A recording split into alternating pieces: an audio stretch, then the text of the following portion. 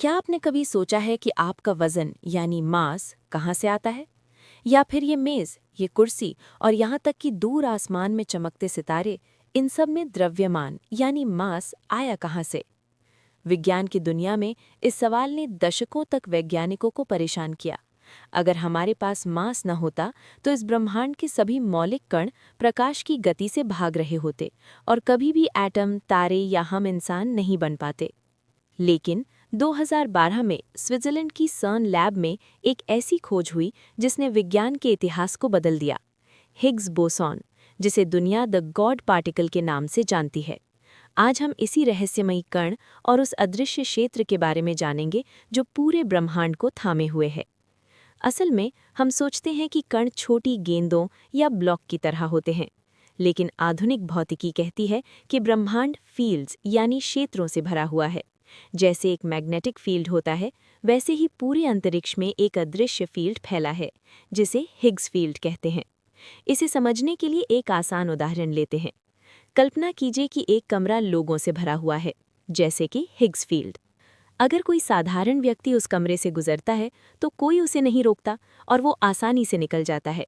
ये फोटॉन की तरह है, जो इस फील्ड से कोई इंटरैक्शन नहीं करता और इसलिए उसका कोई मास नहीं होता।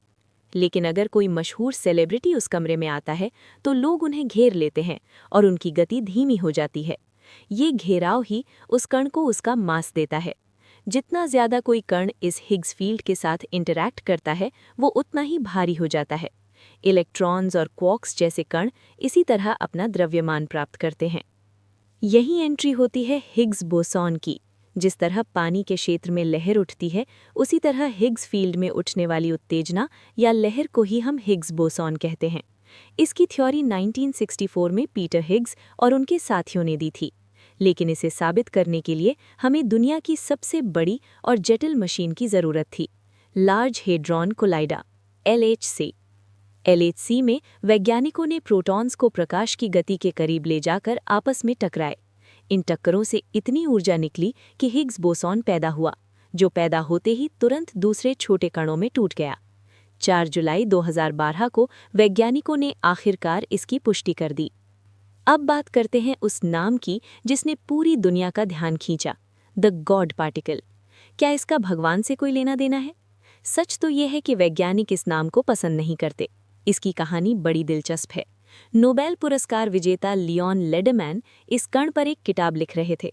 वो इसे इसके हाथ न आने वाले स्वभाव के कारण द गॉड डैम पार्टिकल कहना चाहते थे।